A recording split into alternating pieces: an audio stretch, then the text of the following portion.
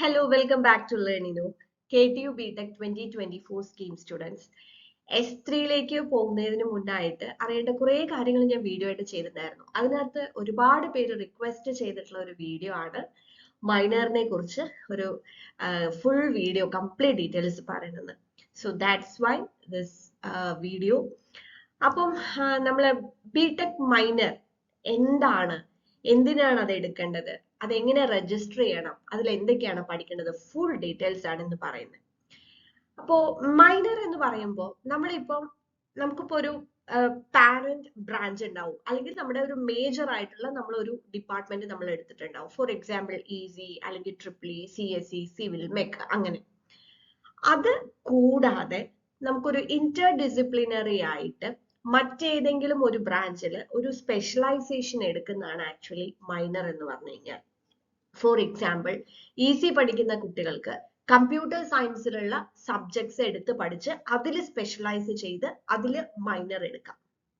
അല്ലെങ്കിൽ ഇപ്പൊ മെക്കാനിക്കലോ ഓട്ടോമൊബൈലോക്കാർക്ക് ഇലക്ട്രോണിക്സ് എടുത്തിട്ട് അത് മൈനർ എടുക്കാം. ഇതിന്റെ ഒരു അഡ്വാൻറ്റേജ് എവിടെയാ വരുന്നതെന്ന് വെച്ച് കഴിഞ്ഞാൽ, ഇന്നിപ്പോ ഇത് നമ്മൾ ഡിഗ്രി ഒക്കെ കഴിഞ്ഞ് നമ്മളൊരു ഇൻഡസ്ട്രിയിലേക്കൊക്കെ പോകുമ്പോൾ നമുക്കറിയാം, ഇപ്പൊ ഇന്ന് ഓട്ടോമൊബൈൽ ഇൻഡസ്ട്രിയിലാണെങ്കിലും അവിടെ ഇലക്ട്രോണിക്സിന്റെ ഒരുപാടധികം ഇൻഫ്ലുവൻസ് വരുന്നുണ്ട്, ആപ്ലിക്കേഷൻസ് വരുന്നുണ്ട്. ഇനി ഇലക്ട്രോണിക്സ് പഠിച്ചവർക്കാണെങ്കിൽ കമ്പ്യൂട്ടർ സയൻസിലും ഒരുപാടധികം അതൊരു എക്സ്ട്രാ ഡിഗ്രി ആയിട്ട് കിട്ടിക്കഴിഞ്ഞാൽ അതിന്റെ ഒരു അഡ്വാൻറ്റേജ് വരുന്നുണ്ട്. അപ്പോൾ അങ്ങനെ ഉള്ള ഒരു ഇന്റർ ഡിസിപ്ലിനറി സ്പെഷ്യലൈസേഷന് വേണ്ടിയിട്ടാണ് ആക്ച്വലി ഈ മൈനർ കൊടുക്കുന്നത്. അതായത് നമ്മുടെ പ്രൈമറി ഫീൽഡ് ഓഫ് സ്റ്റഡിയിൽ നിന്ന് മാറി മറ്റേതെങ്കിലും ഒരു ഡിസിപ്ലിനിൽ നമുക്ക് ഒരു അഡീഷണൽ ആയിട്ടുള്ള ഒരു കോഴ്സ് പഠിക്കാനുള്ള ഒരു അവസരമാണ് ഈ മൈനറിൽ കിട്ടുന്നത്. ഓക്കെ, അപ്പൊ നമുക്ക് ഫൈനൽ സർട്ടിഫിക്കറ്റ് വരുമ്പോഴും നമുക്കിപ്പം ബിടെക് ഡിഗ്രി നമ്മുടെ മെയിൻ ഏതാണോ, ഇപ്പൊ ഈസി ആണെങ്കിൽ ഈസി, അല്ലെങ്കിൽ ട്രിപ്പിൾ ആണെങ്കിൽ ട്രിപ്പിൾ അതുണ്ടാവും. വിത്ത് മൈനറിൽ നമ്മൾ ഏത് ഡിപ്പാർട്ട്മെന്റ് ആണോ എടുത്തിട്ടുള്ളത് അങ്ങനെയായിരിക്കും നമുക്ക് ഫൈനൽ സർട്ടിഫിക്കറ്റ് വരിക. അതിന് ഒരുപാട് വാല്യൂ ഉണ്ട്. പക്ഷെ ഇങ്ങനെ ഒരു ഇത് നമുക്ക് കിട്ടുമ്പോൾ അതിന് അതിൻ്റെതായിട്ടുള്ള എഫേർട്സ് നമ്മൾ എടുക്കണം. അത് എങ്ങനെയാണ് അതിൽ രജിസ്റ്റർ ചെയ്യേണ്ട കാര്യങ്ങളൊക്കെ പറയാം. ഇറ്റ്സ് ഒരു ഈസി പ്രോസസ് അല്ല. കാരണം നമ്മുടെ ഒരു മെയിൻ ബ്രാഞ്ചിനോടൊപ്പം നമുക്ക് മറ്റൊരു ബ്രാഞ്ചിന്റെ ഒരു സ്പെഷ്യലൈസേഷനും കൂടെ ഒരു സർട്ടിഫിക്കറ്റ് കിട്ടുക എന്ന് പറയുമ്പോൾ അതിന് അതിൻ്റെതായിട്ടുള്ള ഇമ്പോർട്ടൻസ് ഉണ്ട്, അതിന് അതിൻ്റെതായിട്ടുള്ള എന്താ എഫേർട്ടും നമ്മൾ ഇടണം. ഓക്കെ, അപ്പൊ എന്താണ് മൈനർ എന്നുള്ളത് മനസ്സിലായി എന്ന് വിചാരിക്കുന്നു. ഇനി നമുക്ക് അതിന്റെ ഡീറ്റെയിൽസിലേക്ക് പോവാം. ഓക്കെ, രണ്ട് തരത്തിലാണ് മൈനേഴ്സ് നമുക്ക് എടുക്കാൻ പറ്റുക. ഒന്ന്, നമുക്ക് ഏതെങ്കിലും ഒരു ബ്രാഞ്ച് വൈസ് നമുക്ക് എടുക്കാം. ഞാൻ നേരത്തെ പറഞ്ഞതുപോലെ തന്നെ ഇപ്പൊ നമ്മൾ ഈസി ആണെങ്കിൽ CSEയുടെ എടുക്കാം, അല്ലെങ്കിൽ CSEയുടെ ആണെങ്കിൽ മറ്റൊരു ബ്രാഞ്ച് എടുക്കാം. മെക്കുകാരാണെങ്കിൽ അവർക്ക് ട്രിപ്പിളിന്നോ അല്ലെങ്കിൽ CSEന്നോ അങ്ങനെ നമുക്ക് ബ്രാഞ്ച് വൈസ് നമുക്ക് എടുക്കാം. മറ്റൊരു ഓപ്ഷൻ ആണ് ഇൻഡസ്ട്രി ലിങ്ക്ഡ് മൈനേഴ്സ് എന്ന് പറയുന്നത്, ILM, ഇൻഡസ്ട്രി ലിങ്ക്ഡ് മൈനർ. അത് നമുക്കൊന്ന് ഡീറ്റെയിൽ ആയിട്ട് നോക്കാം.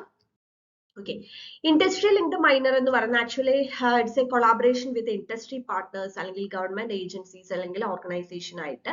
അപ്പൊ അവിടെ നമുക്ക് ആ ഒരു ഇൻഡസ്ട്രി ഉള്ള ആളുകളായിരിക്കും അതിന്റെ കോഴ്സ് ഡിസൈൻ ചെയ്യുന്നതും, അതേപോലെ തന്നെ അതിന്റെ സ്കീം കാര്യങ്ങളൊക്കെ കോഴ്സ് ഡെലിവർ ചെയ്യുന്നതും ഒക്കെ. ഓക്കെ, അപ്പൊ അഫിലിയേറ്റഡ് ആയിട്ടുള്ള കോളേജസിന് അവർക്ക് ഈ പറഞ്ഞ പോലെ ILM സബ്സ്ക്രൈബ് ചെയ്യാനായിട്ട് പറ്റും. അപ്പൊ അവിടുത്തെ സ്റ്റുഡൻസിന് അത് ആ ഒരു കോഴ്സ് അല്ലെങ്കിൽ ILM മൈനർ ആയിട്ട് എടുക്കാൻ പറ്റും. അപ്പൊ ഇവിടെ ഇതെന്ന് പറഞ്ഞു കഴിഞ്ഞാൽ സെലക്ടഡ് ആയിട്ടുള്ള കോളേജസിലാണ് ഇത് അവൈലബിൾ ആയിട്ടുള്ളത്. അപ്പൊ സബ്സ്ക്രൈബ് ചെയ്ത് കഴിഞ്ഞാൽ അവിടുത്തെ സ്റ്റുഡൻസിന് അവരാണ് ഇതിന് റെസ്പോൺസിബിൾ ആയിട്ടുള്ളത്, ഈ പറഞ്ഞ സ്റ്റുഡൻസിന് മൈനർ കൊടുക്കാനായിട്ട്. അപ്പൊ അത് ഇൻഡസ്ട്രിയുമായിട്ട് കൊളാബറേറ്റ് ചെയ്തിട്ടാണ് ഈ ILM നമ്മൾ എടുക്കുന്നത്. അപ്പോൾ നമുക്ക് ആ കോളേജിൽ നിന്നുള്ള ഏതെങ്കിലും ഒരു ഫാക്കൽറ്റി മെമ്പറിന് ആ ഇൻഡസ്ട്രിയുമായിട്ട് അവർക്ക് അതിനാവശ്യമായിട്ടുള്ള ട്രെയിനിങ്, അപ്രോപ്രിയേറ്റ് ആയിട്ടുള്ള ട്രെയിനിങ് കാര്യങ്ങളൊക്കെ കൊടുത്ത് കംപ്ലീറ്റ് കോഴ്സ് എങ്ങനെയാണ് സ്റ്റുഡൻസിലേക്ക് ഡെലിവർ ചെയ്യേണ്ടതെന്നുള്ള കാര്യങ്ങളൊക്കെ കൊടുക്കും. അതേപോലെ തന്നെ അതിന്റെ എക്സാം നടത്തുന്നതും അതിന്റെ കാര്യങ്ങളൊക്കെ ഈ പറഞ്ഞ അതിൻ്റെതായിട്ടുള്ള ഒരു കമ്മിറ്റി കാര്യങ്ങളൊക്കെ ഉണ്ടാവും. അവരാണ്, അല്ലെങ്കിൽ ബോർഡ് ഓഫ് സ്റ്റഡീസ് ഉണ്ടാവും, അവരാണ് ആ കാര്യങ്ങളൊക്കെ ചെയ്യുന്നത്. ഓക്കെ, അതാണ് ഇൻഡസ്ട്രി ലിങ്ക്ഡ് മൈനേഴ്സ്. അപ്പൊ അത് നിങ്ങൾ കോളേജിൽ ചോദിക്കുക, അതായത് എവിടേക്കാണ് അത് ഉള്ളത്. കാരണം സെലക്ടഡ് കോളേജസിലാണ് ഈ ഒരു മൈനർ കൊടുക്കുന്നത്. അപ്പൊ അങ്ങനെയുള്ളവർക്ക് അത് എടുക്കാം, അല്ലെങ്കിൽ നമ്മൾ നേരത്തെ പറഞ്ഞ പോലെ ബ്രാഞ്ച് വൈസ് ആയിട്ടുള്ള മൈനറും എടുക്കാം. ഇനി ഇത് എങ്ങനെയാണ് നമ്മൾ രജിസ്റ്റർ ചെയ്യേണ്ടത്, അല്ലെങ്കിൽ ആർക്കൊക്കെ ഇത് രജിസ്റ്റർ ചെയ്യാം? അപ്പോൾ എല്ലാ സ്റ്റുഡൻസിനും മൈനറിൽ രജിസ്റ്റർ ചെയ്യാൻ they are eligible. Okay, third സെമിസ്റ്ററിലാണ് നമ്മൾ ഇത് രജിസ്റ്റർ ചെയ്യേണ്ടത്. അപ്പോൾ ഒരു സ്റ്റുഡന്റിന് ഏതെങ്കിലും ഒരു മൈനർ സ്പെഷ്യലൈസേഷൻ ആണ് എടുക്കാനായിട്ട് പറ്റുക. വൺസ് നമ്മൾ ഏതെങ്കിലും ഒന്നിൽ രജിസ്റ്റർ ചെയ്ത് കഴിഞ്ഞാൽ പിന്നീട് നമുക്കത് ചേഞ്ച് ചെയ്യാൻ പറ്റില്ല. ഫോർ എക്സാമ്പിൾ നമ്മളിപ്പം CSE-യിലാണ് ഞാൻ മൈനർ ഓപ്റ്റ് ചെയ്തത്, പക്ഷെ പിന്നെ എനിക്കത് പിന്നെയാണ് എനിക്ക് അയ്യോ അത് വേണ്ട വേറെ ഏതെങ്കിലും എടുക്കണം എന്ന് പറഞ്ഞാൽ അങ്ങനെ മാറ്റാൻ പറ്റില്ല. വൺസ് നമ്മൾ ഏതെങ്കിലും ഒരു മൈനർ ചൂസ് ചെയ്ത് കഴിഞ്ഞാൽ നമ്മൾ പിന്നെ എല്ലാ സെമിസ്റ്ററിലും നമ്മുടെ മൈനർ അത് തന്നെ ആയിരിക്കും. ടോട്ടൽ ഒരു 15 സ്റ്റുഡൻസ് എങ്കിലും മിനിമം എൻറോൾ ചെയ്യണം എന്നാണ് പറയുന്നത് ഒരു മൈനർ പ്രോഗ്രാം ഓഫർ ചെയ്യണം എന്നുണ്ടെങ്കിൽ. ഓക്കെ, അപ്പൊ ഇത്രയാണ് രജിസ്ട്രേഷന്റെ ഏറ്റവും ഫസ്റ്റ് ഉള്ള കാര്യം. അതായത് 3rd സെമിസ്റ്ററിലാണ് നമ്മൾ ഇത് രജിസ്റ്റർ ചെയ്യേണ്ടത്. ഇനി ഇതില് കുറച്ച് റെസ്ട്രിക്ഷൻസ് കാര്യങ്ങളൊക്കെ വെച്ചിട്ടുണ്ട്. എന്താന്ന് വെച്ച് കഴിഞ്ഞാൽ നമ്മളിപ്പം ഒരു സ്റ്റുഡന്റ് ഒരു മൈനർ രജിസ്റ്റർ ചെയ്യുമ്പോൾ ഒരിക്കലും അവരുടെ പാരന്റ് ബ്രാഞ്ചസ് എടുക്കാൻ പറ്റില്ല. അതായത് ഇപ്പൊ നമ്മള് EC തന്നെ എടുത്തിട്ട് EC തന്നെ അതിൽ ഒരു നമ്മൾ മൈനർ ആയിട്ട് എടുക്കുന്നു, അങ്ങനെയില്ല. അതായത് നമ്മൾ ഇന്റർ ഡിസിപ്ലിനറി ആയിട്ടേ നമുക്കിത് എടുക്കാനായിട്ട് പറ്റുള്ളൂ. ഇനി അങ്ങനെ നമ്മൾ എടുക്കുന്ന സമയത്ത് നമ്മളൊരു മൈനർ കോഴ്സ് എടുക്കുമ്പോൾ നമ്മുടെ മേജർ കോഴ്സുമായിട്ട് 30% കൂടുതൽ സിലബസ് കണ്ടന്റ് എന്താ പറയാ ഓവർലാപ്പ് ചെയ്ത് വരുന്നുണ്ടെങ്കിൽ അത് എടുക്കാൻ പറ്റില്ല. അതായത് students are prohibited from opting for minor course if there is more than 30% syllabus content overlap. 30%-ലധികം സിലബസുകൾ സെയിം ആണ്. ഇപ്പൊ നിങ്ങളുടെ മേജർ പ്രോഗ്രാമിന്റെയും മൈനർ പ്രോഗ്രാമിന്റെയും സെയിം ആണെന്നുണ്ടെങ്കിൽ അത് മൈനർ ആയിട്ട് എടുക്കാനായിട്ട് പറ്റില്ല. പിന്നെ ചില എക്സെപ്ഷണൽ കേസുകളിൽ അങ്ങനെ കൊടുക്കാറുണ്ടെന്നേ ഉള്ളൂ. പക്ഷെ എന്നാലും അതായത് ഇപ്പൊ എന്താ ഉദ്ദേശിക്കുന്നത് വെച്ചാൽ നമ്മളിപ്പോ മേജർ നമ്മളൊരു കോഴ്സ് എടുക്കുന്നു, അതേ സബ്ജക്റ്റുകൾ 30%-ലധികം സെയിം കണ്ടന്റ്സ് തന്നെ വരുന്ന ഒരു കോഴ്സാണ് നമ്മൾ മറ്റേന്ന് എടുത്തിട്ട് അങ്ങനെ പഠിക്കാനായിട്ട് പറ്റില്ല. അതൊരു റെസ്ട്രിക്ഷൻ ആയിട്ട് പറയുന്നുണ്ട്. ചില കേസിൽ അതിൽ എക്സെപ്ഷൻ കേസും ഉണ്ട്. ഓക്കെ, പിന്നെ ഇമ്പോർട്ടന്റ് ആയിട്ട് അറിഞ്ഞിരിക്കേണ്ട മറ്റൊരു കാര്യം, എത്ര ക്രെഡിറ്റ് വേണം മൈനറിന്, എത്ര ക്രെഡിറ്റ് വേണം? ടോട്ടൽ ആയിട്ട് 15 ക്രെഡിറ്റ്സ് ആണ് നമുക്ക് മൈനറിന് നമ്മൾ ആ ഒരു ബിടെക് ഡിഗ്രി വിത്ത് മൈനർ നമ്മൾ എലിജിബിൾ ആവണമെങ്കിൽ 15 ക്രെഡിറ്റ്സ് ആണ് നമുക്ക് വേണ്ടത്. ഈ 15 ക്രെഡിറ്റ്സ് നമുക്ക് 3rd സെമിസ്റ്റർ മുതൽ 6th സെമിസ്റ്റർ വരെ ഡിസ്ട്രിബ്യൂട്ട് ചെയ്തിട്ടാണ് നമ്മൾ എടുക്കുന്നത്. അതായത് 3rd സെമിസ്റ്ററിൽ 4 credit, 4th സെമിസ്റ്ററിൽ 4 credit, 5th സെമിസ്റ്ററിൽ 4 credit, 6th സെമിസ്റ്ററിൽ 3 credit. അങ്ങനെ നമ്മൾ ഡിസ്ട്രിബ്യൂട്ട് ചെയ്തിട്ട് ഇത് എടുത്താൽ മതി. എന്തായാലും ഇത് കഴിയുമ്പോഴത്തേക്കും 15 ക്രെഡിറ്റ്സ് നമ്മൾ എടുത്തിട്ടുണ്ടെങ്കിൽ മാത്രമേ നമുക്ക് ഈ മൈനർ ഡിഗ്രി കിട്ടുള്ളൂ. ഇനി ആ 15 ക്രെഡിറ്റിൽ തന്നെ നമുക്ക് മിനിമം ഒരു 7 to 8 ക്രെഡിറ്റ്സ് നമുക്ക് 2 തിയറി കോഴ്സസ് എടുത്തിട്ട് മിനിമം 2 തിയറി കോഴ്സ് എടുത്തിട്ട് നമുക്കൊരു 7 മുതൽ 8 ക്രെഡിറ്റ് വരെ അങ്ങനെ എടുക്കാം. അത് കൂടാതെ അതിന് ബാക്കിയുള്ള ക്രെഡിറ്റ്സ് നമുക്ക് ടോട്ടൽ 15 വേണമല്ലോ. അപ്പൊ ബാക്കിയുള്ള റിമൈനിങ് ക്രെഡിറ്റ്സിന് നമുക്ക് ഒന്നില്ലെങ്കിൽ 2 മൂക്സ് എടുക്കാം. ഓക്കെ, അതല്ലെങ്കിൽ പിന്നെ തിയറി കോഴ്സസ് പോലെ മൈനർ കരിക്കുലത്തിലുള്ള തിയറി കോഴ്സസോ അല്ലെങ്കിൽ ഒരു കോമ്പിനേഷൻ ഓഫ് മൂക്ക് ആൻഡ് തിയറി കോഴ്സസോ ആയിട്ടും എടുക്കാൻ പറ്റും. അതിൽ പറഞ്ഞതെന്ന് വെച്ചാൽ മിനിമം 2 തിയറി കോഴ്സസ് ആയിരിക്കണം.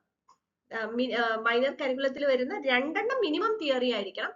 പിന്നെ വരുന്നത് മൂക്കായിട്ടോ അല്ലെങ്കിൽ മൂക്കും തിയറിയും കൂടെ കമ്പൈൻഡ് ആയിട്ടോ നമുക്ക് എടുക്കാം. ടോട്ടൽ എന്തായാലും 15 ക്രെഡിറ്റ്സ് വേണം. ഓക്കെ, ഇനി നമ്മൾ ഇതിന്റെ എക്സാമിന്റെ രജിസ്ട്രേഷനും എക്സാമും എങ്ങനെയായിരിക്കും എന്നുള്ളത് നോക്കാം. അപ്പൊ നമുക്ക് ഫസ്റ്റ് തന്നെ നമ്മളിത് മാൻഡേറ്ററി രജിസ്ട്രേഷൻ നമ്മൾ ഓൾറെഡി ചെയ്ത് കഴിയും. 3rd സെമിസ്റ്ററിൽ നമ്മളിത് ചെയ്യും. പിന്നെ എക്സാം നടന്നു കഴിഞ്ഞാൽ അതിന്റെ വാല്യുവേഷൻ എന്ന് പറയുന്നത് ഒരു ഡബിൾ വാല്യുവേഷൻ ഉണ്ടാവും എല്ലാ തിയറി കോഴ്സസിനും. അതായത് അതിന്റെ ഒരു ആക്യുറസി എൻഷുർ ചെയ്യാനായിട്ട് 2 വാല്യുവേഷൻ ഉണ്ടാവും, ഡബിൾ വാല്യുവേഷൻ ഉണ്ടാവും, റീവാല്യുവേഷൻ ഉണ്ടാവില്ല. ഓക്കെ, നമ്മൾ സാധാരണ ഒരു എക്സാം നടന്ന് നമുക്ക് മാർക്ക് കുറവാണെന്ന് തോന്നിക്കഴിഞ്ഞാൽ നമുക്ക് റീവാല്യുവേഷൻ കൊടുക്കാം അല്ലെ. പക്ഷെ മൈനർ എടുത്തിട്ടുള്ളതിൽ അങ്ങനെ റീവാല്യുവേഷൻ ഉണ്ടാവില്ല. പിന്നത്തെ ഏറ്റവും ഇമ്പോർട്ടന്റ് ആയിട്ടുള്ള കാര്യം, ഇതിൽ സപ്ലിമെന്ററി എക്സാംസ് ഉണ്ടായിരിക്കില്ല. നമ്മൾ ഫെയിൽ ആയി കഴിഞ്ഞാൽ ഫെയിൽ ആയതാണ്. സപ്ലിമെന്ററി എക്സാം ഒരു സബ്ജക്റ്റിലും ഇതിൽ നടത്തില്ല. മൈനർ നമ്മൾ എടുത്തിട്ട് ഒരു എക്സാം എഴുതി കഴിഞ്ഞാൽ അതിൽ റീവാലുവേഷനും ഇല്ല, സപ്ലി എക്സാമും ഇല്ല. അപ്പൊ ആ കാര്യം പ്രത്യേകം ശ്രദ്ധിക്കുക. ഇനി നമ്മൾ ഫെയിൽ ആയി എന്ന് വിചാരിക്കുക, പിന്നെ എന്താണ് ഓൾട്ടർനേറ്റ് ഓപ്ഷൻസ്? ഇപ്പൊ നമ്മൾ ഏതെങ്കിലും ഒരു തിയറി കോഴ്സിൽ ഫെയിൽ ആയി കഴിഞ്ഞാൽ ആ സ്റ്റുഡൻസിന് ഒരു ഓൾട്ടർനേറ്റ് മൂക്ക് കോഴ്സിൽ രജിസ്റ്റർ ചെയ്യാൻ പറ്റും. മൈനർ കരിക്കുലത്തിൽ പറഞ്ഞിട്ടുള്ള ഒരു ഓൾട്ടർനേറ്റ് മൂക്ക് കോഴ്സിൽ രജിസ്റ്റർ ചെയ്യാൻ പറ്റും.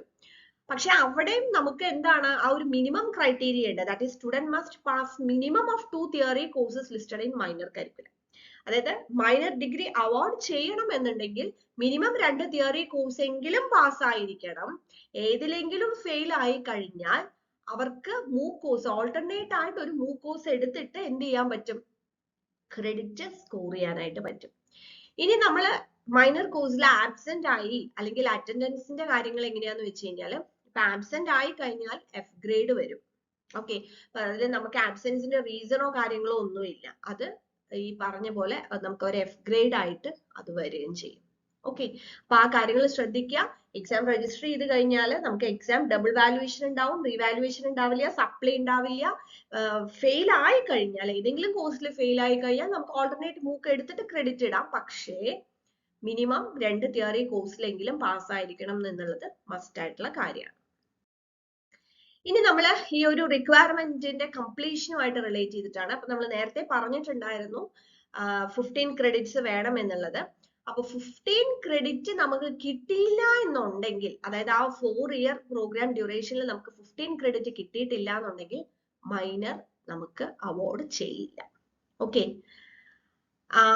ഇനി അങ്ങനെ നമുക്ക് മൈനർ കിട്ടിയില്ല എന്നുണ്ടെങ്കിൽ നമുക്ക് ചില ക്രെഡിറ്റ്സ് കിട്ടുമല്ലോ. നമ്മളിപ്പോ അഡീഷണൽ ആയിട്ട് എടുത്തിട്ടുള്ള സബ്ജക്റ്റിന്റെ ക്രെഡിറ്റ് ഉണ്ടാവുമല്ലോ, അത് കൺസോളിഡേറ്റഡ് ഗ്രേഡ് കാർഡിൽ വരും. പക്ഷെ അത് SGPAക്കോ CGPA കാൽക്കുലേഷനിൽ വരില്ല.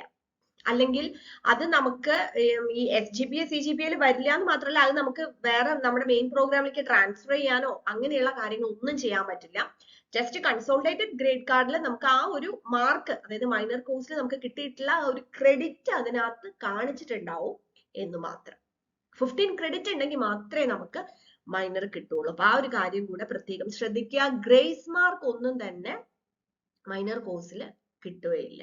ഓക്കെ, ഇനി നമ്മൾ ഈ പറഞ്ഞ എല്ലാ കണ്ടീഷൻസും സാറ്റിസ്ഫൈ ചെയ്ത് നമ്മൾ മൈനർ 15 ക്രെഡിറ്റോട് കൂടി നമുക്ക് കിട്ടിക്കഴിഞ്ഞാൽ നമ്മൾ ഡിഗ്രി കംപ്ലീറ്റ് ചെയ്യുമ്പോൾ നമ്മുടെ സർട്ടിഫിക്കറ്റിൽ എങ്ങനെ വരും, ബാച്ചിലർ ഓഫ് ടെക്നോളജി ഇൻ നമ്മുടെ മേജർ ആയിട്ടുള്ള ബ്രാഞ്ച്.